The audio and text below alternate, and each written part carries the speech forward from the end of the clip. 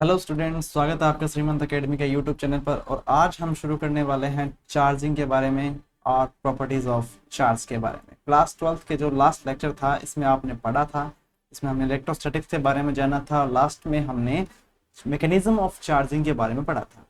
इसमें हम पढ़ेंगे कि चार्जिंग होती कितने टाइप की है और किस प्रकार से हम किसी भी बॉडी को चार्ज कर पाते हैं।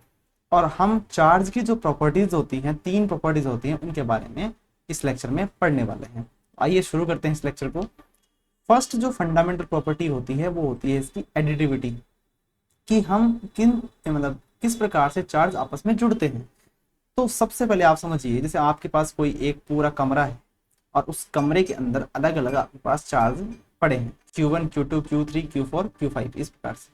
अब इनमें से मान लीजिए कुछ चार्ज ऐसे हैं जो पॉजिटिव हैं, कुछ ऐसे हैं जो कि नेगेटिव हैं। तो चार्ज अगर हम ये करना होगा कि इस पूरे कमरे के अंदर टोटल कितना चार्ज है, मतलब कैपिटल Q कितना है, तो हमें सिर्फ क्या करना है, जैसे Q1 Q2 Q3 Q4 Qn, इन सब को आपस में जोड़ना है। सिंपल तरीके से जोड़ना है, बिना ध्यान दिए कि वो प्लस है या माइनस का है। प्लस का है तो प्लस रखो, माइनस का है तो माइनस का रखो। इसमें क्योंकि एक स्केलर क्वांटिटी है तो कौन सा सम होगा, हमेशा इसका एल्जेब्रिक सम होगा। अगर वेक्टर क्वांटिटी होती तो वेक्टर सम होता। तो भी इसकी डेफिनेशन देखो, the total charge of a system is equal to the algebraic sum. पहली बात कौन सा योग, बीज गणितीय योग। ये ध्यान रखना, जो हिंदी मीडियम में स्टूडेंट है उनको ये ध्यान रखना है कि ये जो एल्जेब्रिक सम होता है ये बीज गणितीय योग होता है, जिसको हम अदिशीय योग भी बोल सकते हैं, of all individual charges present inside the system. मतलब अलग अलग जितने भी चार्जेस प्रेजेंट हैं उन सबको सिंपल तरीके से जोड़ना है। फॉर एग्जाम्पल ये मान लीजिए कि आपके पास एक सिस्टम है जिसमें आपके पास ये 2 कूलाम का चार्ज है, ये 3 कूलाम का चार्ज है, ये माइनस का 4 कूलाम का चार्ज है, 3 ही चार्ज प्रेजेंट है। ठीक है, अब 3 चार्ज अगर परसेंट है तो आपको सिर्फ क्या करना है, अगर आपको टोटल चार्ज पूछे तो 2 कूलाम प्लस 3 कूलाम माइनस का 4 कूलाम, 2 और 3 5 माइनस 4 मतलब 1 कूलाम। आप ये कहोगे इस टोटल पूरे जो सिस्टम है, इस सिस्टम पर कितना चार्ज है, 1 कूलाम का चार्ज प्रेजेंट। अब क्या होगा, जैसे आगे की जो प्रॉपर्टी है वो है फंडामेंटल प्रॉपर्टी 2, जिसको हम बोलते हैं कंजर्वेशन, कंजर्वेशन ऑफ चार्जेस, ये भी कह सकते हैं कंजर्वेशन ऑफ चार्ज। मतलब क्या है कि किसी भी आइसोलेटेड सिस्टम, आइसोलेटेड सिस्टम को हिंदी में बोलते हैं विलगित निकाय, विलगित निकाय। अब विलगित निकाय का मतलब ये होता है आइसोलेटेड सिस्टम का, जिससे ना तो कोई चीज बाहर जा सके ना ही उसके अंदर कोई चीज दूसरी आ सके। मतलब वो एकदम आइसोलेट कर दिया। जैसे आपने कोरोना वाले टाइम में पढ़ा होगा कि इसको आइसोलेशन में डाल दो। आइसोलेशन में मतलब क्या है कि ना तो वो किसी दूसरे के संपर्क में रहे ना कोई दूसरा उसके संपर्क में रहे। तो इसका मतलब देखो, द टोटल नेट चार्ज, मतलब किसी भी निकाय पर कुल चार्ज हमेशा क्या रहता है, कांस्टेंट रहता है, नियत रहता है, चेंज नहीं होता है। जितनी भी मतलब क्या, आप एक दूसरी फॉर्म में भी ये कह सकते हो, charge can neither be created nor destroyed only transferred. मतलब क्या होता है कि चार्ज ना तो आपको बनाया जा सकता है, ना तो उसका सृजन किया जा सकता है, ना ही उसको विनाश किया जा सकता है, उसको नष्ट नहीं किया जा सकता। तो केवल वो ट्रांसफर किया जा सकता है। जैसे मान लो आपकी एक बॉडी में चार्ज है, उस एक बॉडी से चार्ज को दूसरी बॉडी में ट्रांसफर करती है। हम उसको डिस्ट्रॉय नहीं कर सकते, ना ही नया चार्ज बना सकते हैं। जैसे आपके पास जितनी भी न्यूक्लियर रिएक्शंस होती हैं वो चार्ज कंजर्वेशन के लॉ को फॉलो करती है। एक एग्जांपल है, जैसे इसको जैसे लिख तो इसने गलत दिया, जैसे ऐसे होता है 92U238 ऐसे लिखते हैं। मतलब क्या है, यूरेनियम है, यूरेनियम जब टूटता है वो थोरियम में टूटता है, 90 थोरियम 234 प्लस एक अल्फा पार्टिकल निकलता है। देखो अल्फा पार्टिकल होता क्या है, हीलियम का न्यूक्लियस होता है, हीलियम का एटम नहीं, केवल जो हीलियम का न्यूक्लियस होता है। हीलियम के न्यूक्लियस में क्या क्या होता है, 2 इलेक्ट्रॉन, 2 प्रोटॉन होते हैं, 2 ही न्यूट्रॉन होते हैं। इन दोनों को हम बोलते हैं एक हीलियम का न्यूक्लियस, और इस न्यूक्लियस को ही हम बोलते हैं अल्फा पार्टिकल। तो इसमें देखो आप देख रहे हो कि 2He4 है। अब देखो इसमें बाण में क्या है, प्रोटॉन है। ये प्रोटोनों की संख्या 92 है। एक प्रोटॉन पर चार्ज कितना होता है, ई के बराबर का होता है। ई मतलब इलेक्ट्रॉन का चार्ज। अब इलेक्ट्रॉन पर चार्ज ई की वैल्यू जो होती है, हम अभी क्वांटाइजेशन का लो आएगा उसमें ढंग से पढ़ेंगे। ई जो है, एक बार ये मान लीजिए आप इलेक्ट्रॉन पर चार्ज है तो माइनस का ई होता है, इलेक्ट्रॉन में नेगेटिव चार्ज होता है। सेम प्रोटॉन पर कितना चार्ज होता है, प्लस का ई चार्ज होता है। अभी ई के बारे में हम ढंग से पढ़ेंगे। ई जो है, मान ली एक प्रोटॉन पर ई के बराबर का चार्ज है, तो 92 इलेक्ट्रॉन पर सॉरी 92 प्रोटॉन पर कितना चार्ज हो गया, 92 ई चार्ज हो गया। ठीक है, अब इसी प्रकार से आप ये देखो, थोरियम पर जो है, थोरियम के अंदर 90 प्रोटॉन्स होते हैं, 90 प्रोटॉन। एक प्रोटॉन पर ई चार्ज है तो 90 कितना होगा, 90 ई। और अल्फा पार्टिकल जो है उसमें 2 प्रोटॉन्स होते हैं, तो 2 प्रोटॉन पे एक पे ई होता है, 2 पे 2 ई, पर दोनों को मिलाओगे आप, दोनों को ऐड करोगे तो 90 + 2 वो वापस क्या आ जाएंगे 92 आ जाएंगे। तो चार्ज पहले भी 92 ई का था, चार्ज बाद में भी 92 ई का है, केवल क्या हुआ वो एक पार्ट जो न्यूक्लियस था वो 2 में टूट गया, एक थोरियम में और एक अल्फा पार्टिकल में, पर दोनों पर जो चार्ज है वो उतना ही है जितना कि पहले था। तो इसमें हमें ध्यान रखना की पॉइंट क्या है इसका, the total charge is perfectly conserve during radio active decay. Radio active decay, ये जो एग्जांपल है वो एक रेडियो एक्टिव डिके का है, मतलब रेडियो एक्टिव क्षय का है। इसमें हमेशा क्या होता है, चार्ज परफेक्टली क्या रहता है, कंजर्व रहता है। अब आगे वाली जो प्रॉपर्टी है वो सबसे इंपॉर्टेंट है और एग्जाम के पॉइंट ऑफ व्यू से उसमें किसी न किसी प्रकार से हमेशा प्रश्न बना हुआ है, वो है क्वांटाइजेशन की। क्वांटाइजेशन का मतलब हिंदी में उसको बोलते हैं क्वांटीकरण, हिंदी में बोलते हैं क्वांटीकरण, आवेशों के क्वांटीकरण का नियम। अब इतनी फंडामेंटल प्रॉपर्टी है, इतनी इंपॉर्टेंट है ये कि इसका अलग से भी प्रश्न पूछ सकते हैं कि आवेशों के क्वांटीकरण को समझाइए, define the quantization of charges. इसका मतलब पहले तो आप ये समझिए, इसकी डेफिनेशन देखिए कि charge existing on any object, किसी भी ऑब्जेक्ट पर जो चार्ज होता है वो प्रकृति में हमेशा क्या होता है, एक इंटीग्रल मल्टीपल होता है। इंटीग्रल मल्टीपल का मतलब क्या होता है, पूर्ण गुणज होता है। हमेशा किसी न किसी चीज से इसका पूरा गुणज होता है। पूर्ण संख्या क्या होती है, जैसे 0 है, 1 है, 2 है, इस प्रकार से। ऑफ द किसका, एलिमेंट्री चार्ज का। एलिमेंट्री चार्ज जो होता है वो यहाँ पर होता है इलेक्ट्रॉन का चार्ज, ई जो होता है जिसको हम बोलते हैं। It can not exist in fraction, मतलब क्या है, जैसे ई है, ई का इंटीग्रल मल्टीपल होगा, या तो 1 ई हो सकता है, 2 ई हो सकता है, 3 ई हो सकता है, पर कभी भी 1.5 ई, 1.7 ई टुकड़ों में नहीं हो सकता।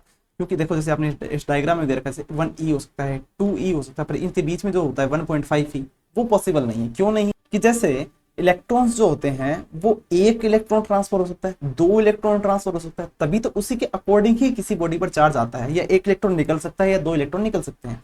पर अगर कहा कि आपने अभी सुना है कि उसमें से 1.5 या आधा इलेक्ट्रॉन बाहर निकल गया, अब इलेक्ट्रॉन टूटता नहीं, अभी तक के लिए हमें ये जानते हैं कि इलेक्ट्रॉन टूटता नहीं है, तो अब इलेक्ट्रॉन नहीं टूटेगा, इसका मतलब क्या हुआ, कभी भी आधा इलेक्ट्रॉन ट्रांसफर नहीं हो सकता। और अगर आधा इलेक्ट्रॉन ट्रांसफर नहीं होगा तो उसके बराबर का चार्ज भी कभी पॉसिबल नहीं हो पाएगा। हालांकि हम आगे जाके पढ़ते हैं बड़ी क्लासों में कि क्वार्क पार्टिकल एग्जिस्ट करते हैं। क्वार्क पार्टिकल्स क्या होते हैं, जिनसे मिलकर ये प्रोटॉन, इलेक्ट्रॉन या न्यूट्रॉन जो है वो बनते हैं। पर क्वार्क पार्टिकल अभी तक ये पाया गया है कि फ्रीली एग्जिस्ट या इंडिपेंडेंटली एग्जिस्ट नहीं करते प्रकृति में, तो ये हमेशा ग्रुप्स में पाए जाते हैं, और उन्हीं के ग्रुप्स को हम इलेक्ट्रॉन, प्रोटॉन, न्यूट्रॉन या एलिमेंट्री पार्टिकल्स बोल देते हैं। It can not exist in fractions, ये बात हो गई। अब देखो इस फॉर्मूले को आपको याद करके ही रखना है, Q is equal to plus minus N E. इस फॉर्मूले में क्या है, Q तो है वो चार्ज जो किसी बॉडी पर है, E क्या है, E है इलेक्ट्रॉन पर चार्ज, और N क्या है, N यहाँ पर है एक इंटीजर है, इंटीजर मतलब 0 1 2 3 इस टाइप से। E होता है मिनिमम फंडामेंटल चार्ज, जो किसी भी बॉडी पर सबसे कम जो चार्ज पाया जा सकता है वो होता है 1.6 इंटू 10⁻⁹ कूलम। तो ये प्लस का दे रखा है, इसका मतलब क्या होगा, जब इलेक्ट्रॉन निकलेगा तभी तो प्लस का चार्ज आएगा, और इलेक्ट्रॉन अगर ऐड होता तो किसका आता, माइनस का चार्ज आता है। की पॉइंट्स हमें क्या रखना है, वही चीज है कि 1 इलेक्ट्रॉन या 2 इलेक्ट्रॉन के ऊपर का चार्ज हो सकता है, कभी भी 1.5 इलेक्ट्रॉन का चार्ज नहीं हो सकता। अब इसके लिए हमें कुछ 1-2 एग्जाम्पल समझ के चलते हैं। एग्जाम्पल देखो आप, जैसे मान लो आपको ये दे कि फाइंड 1 कूलम, या ऐसे कहते हैं find number of electrons present in 1 coulomb of charge. मतलब आपको फाइंड करने हैं कि कितने नंबर ऑफ इलेक्ट्रॉन्स होते हैं 1 कूलम के चार्ज में। इसमें इसके लिए आप क्या करोगे, इसके लिए आंसर देखो, सॉल्यूशंस का जो बनाओगे, एग्जाम में बहुत बार आया है, और दूसरा सीधा भी आता है, और इसकी जो लास्ट वैल्यू आती है कितने इलेक्ट्रॉन्स होते हैं वो सीधे भी एमसीक्यू में पूछ जाती है। तो आप देखो क्या करोगे, इसमें हमेशा आपको ध्यान क्या रखना है, अपने पास एक फॉर्मूला है Q is equal to N E. इस फॉर्मूले के लिए बेसिक जो चीज है ना, आपको चाहे किसी भी प्रकार का क्वेश्चन क्यों ना बनाते, आप एक चीज ध्यान रखना, ई की जो वैल्यू होती है वो तो हमेशा हमारे पास फिक्स है 1.6 इंटू 10⁻⁹ कूलम। पर बात यह कि 2 चीजें ऐसी होगी जो कि अनसर्टेन है, अननोन है, Q और N। N यहाँ पर हमेशा एक नंबर है, और नंबर होता है उसके कोई भी यूनिट नहीं होता। और Q क्या है, Q एक चार्ज है, और चार्ज की जो यूनिट है वो कितनी है, कूलम। तो अगर आपको कोई यूनिट दे रखा है तब तो आपको Q दे रखा है और N पूछेगा, और अगर आपको कोई नंबर नहीं दे, मतलब जैसे यूनिट नहीं दे रखा है, तो आपको एन देगा और क्यू पूछेगा। तो इसके अलावा कोई पॉसिबिलिटीज नहीं हो सकती। बस हो सकता है क्वेश्चन की डेफिनेशन अलग अलग हो, आपको समझने में थोड़ी दिक्कत आए, पर इनके अलावा कोई भी पॉसिबिलिटीज नहीं हो सकती। अब देखो, जैसे यहाँ पर आपको दे रखा है 1 कूलम ऑफ चार्ज, तो क्यू की वैल्यू आपको कितनी दे रखी है, 1 कूलम दे रखी है। तो मतलब सीधी सी बात है, आपको नंबर ऑफ इलेक्ट्रॉन पूछे, मतलब एन की संख्या पूछी है, तो आप क्या करो, इस फॉर्मूले में इनकी वैल्यू पुट कर दो। पुट करोगे तो क्या आएगा, क्यू की जगह तो 1 coulomb is equal to number of electrons हमें निकालने हैं, ई की वैल्यू में दे रखिए 1.6 इंटू 10⁻⁻19 कूलम, कूलम से कूलम कट जाएगा, एन की वैल्यू क्या आ जाएगी 1/1.6 इंटू 10⁻⁻19, और जिसकी वैल्यू आप डिवाइड करोगे तो सॉल्व करोगे तो -19 से +19 बन जाएगा, और ये आएगा 0.625। जब इसके डेसिमल को हम सही फॉर्म में कन्वर्ट करेंगे तो 6.25 इंटू 10⁻18 इलेक्ट्रॉन्स, ये नंबर संख्या है, कोई यूनिट नहीं है, इतने इलेक्ट्रॉन मतलब किसी एक कूलम चार्ज में प्रेजेंट होते हैं, ये ध्यान रखना। तो इस वैल्यू को आपको सीधा भी याद रखना है, एमसीक्यू में बहुत बार पूछा जाता है कि किसी भी एक कूलम चार्ज में जो इलेक्ट्रॉन्स की संख्या होती है वो कितनी होती है, तो आपको सीधा याद रखना है इसको, ठीक है। अब चलते हैं आगे। जैसे मान लो आपको एक क्वेश्चन और आता है इसमें से, इसमें ये बनता है कि जैसे मान लीजिए O16 जो ऑक्सीजन का जो न्यूक्लियस है, इसमें चार्ज कितना होगा, क्यू की वैल्यू फाइंड करनी है। तो आप सीधी सी बात है, इसके आंसर के समय आप क्या करोगे, आपको इतना ध्यान रखना है, ऑक्सीजन का न्यूक्लियस है, और न्यूक्लियस में दो चीजें होती है, या तो प्रोटॉन होता है, न्यूट्रॉन होता है। न्यूट्रॉन पर आपको पता है न्यूट्रल होता है, वो चार्ज होता ही नहीं है उस पर, तो केवल प्रोटॉन में चार्ज होगा। प्रोटॉन कितने होते हैं इसमें, 8 प्रोटॉन होते हैं। 8 प्रोटॉन पर कितना चार्ज होगा, मतलब 8 प्रोटॉन आपको जो दे रखे हैं वो तो नंबर दे रखे हैं उनके, क्यू निकालना है, चार्ज निकालना है, तो आपको क्या करना है, एन इंटू ई। एन की वैल्यू आपको दे रखी है कितनी, 8 दे रखी है, ई की वैल्यू कितनी है 1.6 इंटू 10⁻⁻19 कूलम होती है। इसको मल्टीप्लाई कर दो, 12.8 गुणा 10⁻⁻19 कूलम, और इसको सॉल्व करोगे तो क्या आएगा 1.28। जब डेसिमल इधर जा रहा है तो पावर ए क्या होती है, कम होती है, बढ़ती है, बढ़ने का मतलब -19 + 1 मतलब -18 कूलम। इतना चार्ज होता है किसी भी एक ऑक्सीजन के न्यूक्लियस पर, ठीक है। अब आगे बढ़ते हैं कि चार्जिंग के बारे में पढ़ते हैं। मेथड्स ऑफ चार्जिंग, कि चार्जिंग कितने टाइप से की जा सकती है। जैसे फ्रिक्शन है, सबसे पहला है फ्रिक्शन के द्वारा, या हिंदी में इसको बोलते हैं घर्षण के द्वारा आवेशन। चार्जिंग को हिंदी में बोलते हैं आवेशन, तो घर्षण के द्वारा आवेशन। When two suitable uncharged bodies are rubbed together, an exchange of electrons occurs। मतलब क्या होता है, जब भी किसी दो अनचार्ज्ड बॉडी को, उदासीन वस्तुओं को आपस में क्या करते हैं, रब करवाते हैं, घर्षण करवाते हैं, उनको रगड़ते हैं आपस में, रगड़ने के बाद में क्या होगा, उनमें इलेक्ट्रॉन का एक्सचेंज होगा। एक्सचेंज मतलब किसी एक बॉडी से इलेक्ट्रॉन निकलेंगे और दूसरी बॉडी में जाएंगे। और ये मैंने आपको लास्ट लेक्चर में समझा भी दिया था कि क्या होता है कि जब भी चार्जिंग होती है उस समय एक इलेक्ट्रॉन निकलते हैं, मतलब इलेक्ट्रॉन्स निकलते हैं, किस में से निकलते हैं, जिसका वर्क फंक्शन कम होता है, और जाते हैं किस में, जिनमें वर्क फंक्शन ज्यादा होता है। तो अब जो दो बॉडी आपस में रब करवाई जाएंगी, उनमें से जिसका वर्क फंक्शन कम होगा उसमें से इलेक्ट्रॉन निकल जाएंगे, और जिसमें जाएंगे किसमें, जिसका वर्क फंक्शन ज्यादा होगा। Both objects become charged with equal magnitude but opposite signs. मतलब सीधी सी बात है, जैसे मान लो किसी में आपने इसको घर्षण करवाया, एक रोड है आपके पास, इसको आपने किसी क्लॉथ से करवाया। अब क्या होगा, जैसे यहाँ पर आपको एग्जांपल दिखा, देखो यहाँ पर देखो ग्लास रोड है, एक सिल्क क्लॉथ है, तो मतलब क्या करना है आपको, एक कांच की छड़ को आपको सिल्क, जैसे जिसको हम रेशम बोलते हैं, रेशम के कपड़े से घर्षण करवाना है। तो आप जैसे ही घर्षण करवाओगे तो होगा क्या, ये जो कांच की छड़ है इसमें से इलेक्ट्रॉन्स जो हैं वो निकलेंगे और जाएंगे किसमें, सिल्क के क्लॉथ में, क्योंकि आपको यहाँ पर दे रखा है कि लोअर वर्क फंक्शन वाले तो ये हैं और हायर वर्क फंक्शन वाले ये हैं, जिनका कार्यफलन कम है वो आपको दे रखे हैं ग्लास रोड, वुलन क्लॉथ, इस टाइप से। तो इन जिनका वर्क फंक्शन कम होता है उसमें से इलेक्ट्रॉन्स निकलते हैं और जाते हैं किसमें, जिनमें हायर में होते हैं। तो ग्लास रोड में से जाएंगे और जाएंगे सिल्क के क्लॉथ में। अब सीधी सी बात है, ग्लास रोड में से निकले हैं, इलेक्ट्रॉन की अगर कमी हुई है, इलेक्ट्रॉन डिक्रीज हुए हैं, तो सीधी सी बात है इस पर चार्ज कौन सा आएगा, पॉजिटिव चार्ज आएगा। तो हम ध्यान रखेंगे जिनका लोअर वर्क फंक्शन होता है वो हमेशा पॉजिटिव बन जाते हैं, यहाँ पे लिखा हुआ है वो बिकम्स पॉजिटिव, और जिनका हायर वर्क फंक्शन होता है वो नेगेटिव बन जाते हैं। हमें सीधे भी याद रखना है ताकि हमारे एग्जाम में कोई दिक्कत ना हो। अब सेकेंड मेथड जो है वो समझिए, ये होता है बाय कंडक्शन या बाय कॉन्टेक्ट। इसमें और पहले वाले में डिफरेंस ये है, पहले जो है फ्रिक्शन में जरूरी नहीं है किसी बॉडी पर चार्ज हो, पर कंडक्शन या कॉन्टेक्ट वाले समय में ये बहुत जरूरी है कि किसी न किसी एक बॉडी पर चार्ज पहले से प्रेजेंट हो। जैसे मान लो ये पहले से एक बॉडी है, उस पर एक चार्ज प्रेजेंट है, और दूसरी जो बॉडी है वो हो सकता है चार्ज हो या नहीं हो, उससे कोई फर्क नहीं पड़ेगा।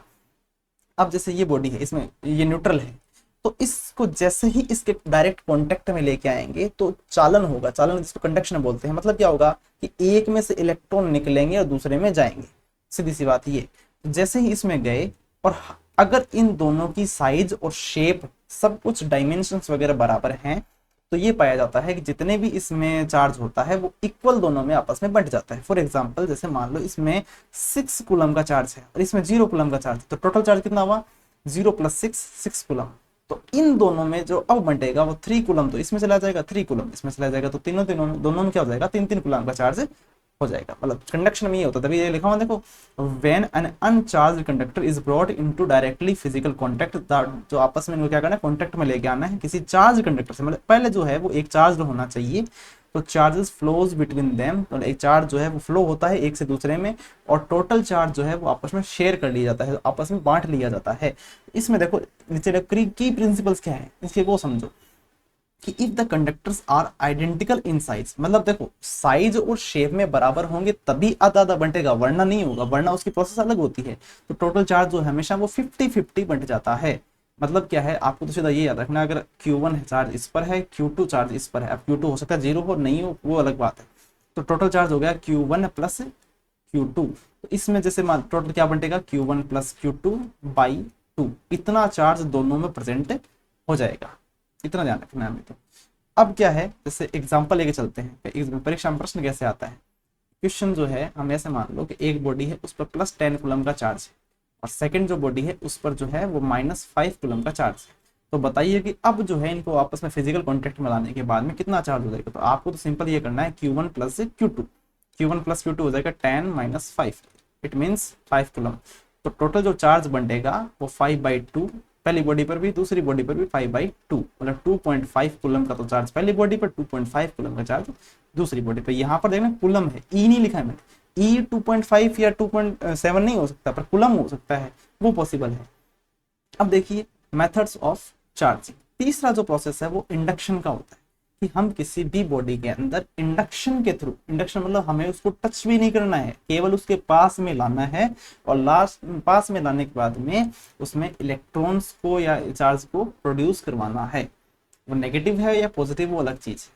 देखो चार्जिंग ए न्यूट्रल बॉडी, मतलब पहले से वो एकदम न्यूट्रल है, by bringing a charged object near it, केवल उसके पास में एक चार्ज्ड बॉडी को लाना है, टच नहीं करना है जैसे, और विदाउट एनी फिजिकल कॉन्टेक्ट, मतलब कहना फिजिकल कॉन्टेक्ट करना ही नहीं है, बस उसके पास में लाना है। और इसके कारण क्या होता है देखो, the surface closest to the charged body develops an opposite charge. मतलब क्या होता है, जैसे मान लो आप ये ग्लास रोड को पास में लेके आए, अभी हमने पढ़ा था ग्लास रोड जो है सिल्क के क्लॉथ से अगर आप रब करवाते हैं तो वो पॉजिटिव बन जाती है। अब जैसे मान लो पॉजिटिव जो रोड है उसको पास में लेकर किसी न्यूट्रल बॉडी की, तो क्या होगा कि जैसे आप इसके पास में लेके आओगे, इसके जो पास वाली जो सरफेस है, इस सरफेस पर इलेक्ट्रॉन्स जो है वो, ये पॉजिटिव है तो इलेक्ट्रॉन्स को खींचेंगी, और खींचने के बाद में इस सरफेस के पास में क्या जाएंगे, इलेक्ट्रॉन नेगेटिव चार्ज जो है वो अट्रैक्ट हो जाएगा।